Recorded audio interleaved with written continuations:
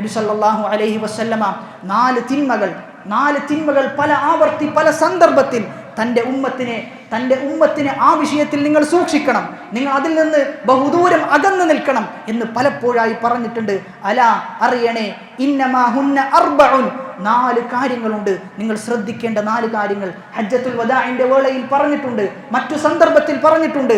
അതിലൊന്നാമത്തേത് അല്ലാ തുശ്രികൂ ബില്ലാഹി ഷൈഅ, അല്ലാഹുവിൽ യാതൊന്നിനെയും നിങ്ങൾ പങ്കു ചേർക്കാൻ പാടില്ല, ഒന്നിനെയും നിങ്ങൾ പങ്കു ചേർക്കാൻ പാടില്ല.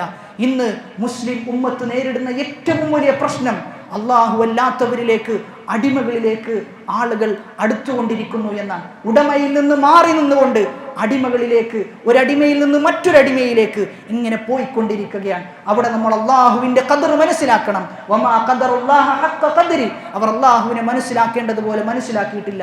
വമാലക്കും ലാ തർജൂന ലില്ലാഹി വഖാറ, നിങ്ങൾ എന്തേ അള്ളാഹുവിന് നൽകേണ്ട ഗാംഭീര്യം നൽകാത്തത് എന്ന വിശുദ്ധ ഖുർആനിൽ ഒരുപാട് ചോദ്യങ്ങളുണ്ട്.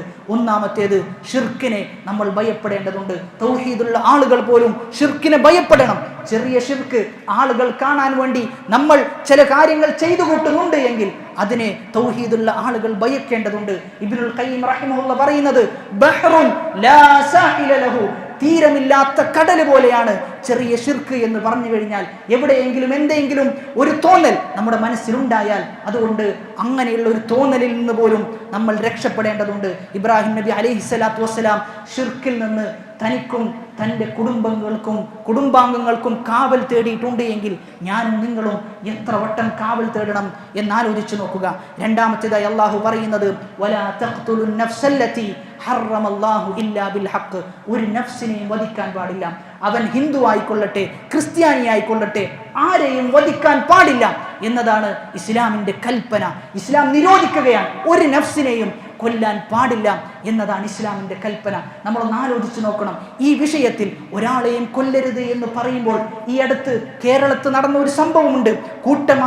കൂട്ടമായി നമ്മൾ മർദ്ദിച്ചു കഴിഞ്ഞാൽ അവനെ മരണപ്പെട്ടാൽ പോലും ശിക്ഷ ഉണ്ടാവുകയില്ല, നമ്മെ പോലീസ് പിടിക്കുകയില്ല എന്ന് പറഞ്ഞുകൊണ്ട് ഷഹബാസ് എന്ന് പറയുന്ന ഒരു മുസ്ലിം വിദ്യാർത്ഥിയെ മുസ്ലിമീങ്ങൾ കൂടി അവനെ കൊലപ്പെടുത്തിയപ്പോൾ നമ്മൾ ആലോചിച്ച് നോക്കണം, എവിടേക്കാണ് ഉമ്മത്തിന്റെ പോക്ക് എന്ന് നമ്മളൊന്ന് ആലോചിച്ച് നോക്കണം.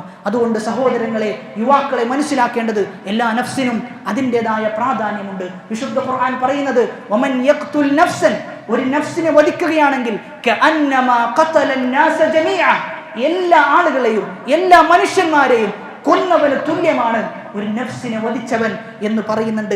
രണ്ടാമത്തേതായി വലാ തസ്നു, സിനയിലേക്ക്, വ്യഭിചാരത്തിലേക്ക് നിങ്ങൾ വ്യഭിചാരം ചെയ്യാൻ പാടില്ല എന്നാണ് വിശുദ്ധ ഖുർആൻ പറയുന്നത്. വലാ തഖ്റബു സിന, സിനയിലേക്ക് അടുക്കരുത് എന്നാണ്. നോട്ടം പാടില്ല, സംസാരങ്ങൾ പാടില്ല. അങ്ങനെ വ്യഭിചാരത്തിലേക്ക് എത്തിക്കുന്ന എന്തൊക്കെയുണ്ടോ ആ മാർഗങ്ങളെല്ലാം ഇസ്ലാം അവിടെ അടച്ചു വെക്കുന്നുണ്ട് എന്നാണ്. എത്ര ആളുകളാണ് ഇത്തരത്തിൽ സിനയിൽ ഏർപ്പെട്ടുകൊണ്ട്, വ്യഭിചാരത്തിൽ ഏർപ്പെട്ടുകൊണ്ട് എന്തൊക്കെ പ്രയാസങ്ങൾ ആളുകൾ നേരിട്ടുകൊണ്ടിരിക്കുന്നു. നമ്മളൊന്ന് ആലോചിച്ച് നോക്കിയാൽ മതി. കൃത്യമായ ബന്ധത്തിലൂടെയല്ല ഇതൊക്കെ നടക്കുന്നത് എങ്കിൽ, ഇസ്ലാം പറഞ്ഞ പ്രക്രിയയിലൂടെയല്ല ഈ പറയുന്ന മോശത്തരങ്ങളൊക്കെ നടക്കുന്നത് എങ്കിൽ തിരിച്ചറിയണം, ഒരുപാട് പരീക്ഷണങ്ങൾ, ഒരുപാട് രോഗങ്ങൾ ഇന്ന് പ്രചരിപ്പിക്കപ്പെടുന്നത്, ഇന്ന് ഒരുപാട് രോഗങ്ങൾ കൊണ്ട് പ്രയാസപ്പെടുന്നത് ഇസ്ലാമിന്റെ കൽപ്പനകളെ മുഖവിലക്കെടുക്കാത്തത് കൊണ്ടാണ്. നാലാമത്തേതായി പറയുന്നത് വലാ തസ്രിഖു, നിങ്ങൾ മോഷ്ടിക്കാൻ പാടില്ല എന്നാണ്. നിങ്ങൾ മോഷ്ടിക്കാൻ പാടില്ല. സ്കൂളിൻ്റെ അവസ്ഥകൾ നമ്മളൊന്ന് പരിശോധിച്ചു കഴിഞ്ഞാൽ എത്ര ചെറിയ മക്കളാണ് മോഷ്ടിക്കുന്ന ആളുകളായി മോഷണത്തിനു വേണ്ടി മുതിരുന്നത് എന്ന് നമുക്ക് കാണുവാൻ സാധിക്കും. എൻ്റെ നാട്ടിൽ 4ഓളം മോഷണങ്ങൾ നടത്തിയത് മുസ്ലിം കുട്ടികളാണ്. മുസ്ലിം കുട്ടികൾ പള്ളികളിൽ കയറി മോഷണം നടത്തുന്നുണ്ട് എന്ന് പറയുമ്പോൾ അതിൻ്റെ ഗൗരവം നമ്മളൊന്ന് ആലോചിച്ച് നോക്കണം. പള്ളിയിൽ CCTV ക്യാമറ വെക്കുന്നുണ്ട് എന്നത് തന്നെ നമ്മൾ തിരിച്ചറിയേണ്ടത്. പള്ളിയെപ്പോലും ബഹുമാനിക്കാത്ത ഒരവസ്ഥ, പള്ളിയെപ്പോലും ആദരവോടുകൂടി കാണാത്ത അവസ്ഥ, പള്ളിയിൽ വന്ന് പള്ളിയുടെ ഉള്ളിൽ അള്ളാഹുവിന്റെ മുന്നിൽ സുജൂദ് ചെയ്യുന്ന ആ സ്ഥലത്ത് വന്ന് ഒരാൾക്ക് മോഷ്ടിക്കണം എന്ന് തോന്നുന്നുണ്ട് എങ്കിൽ ഏതൊരു മനസ്ഥിതിയിലാണ് ആ മനുഷ്യൻ ജീവിക്കുന്നത് എന്നാണ്, എന്തൊരു മനസ്സാണ് ആ മനുഷ്യൻ്റേത് എന്നാണ് നമ്മൾ ആലോചിക്കേണ്ടത്. അതുകൊണ്ട് കുട്ടികൾക്ക് കൃത്യമായ ഗുണപാഠങ്ങൾ നമ്മൾ നൽകേണ്ടതുണ്ട്. ഗ്രഹണമെന്ന് പറയുമ്പോൾ വളരെ പേടിയോട് കൂടിയിട്ടാണ് നമ്മൾ അതിനെ സമീപിക്കേണ്ടത്.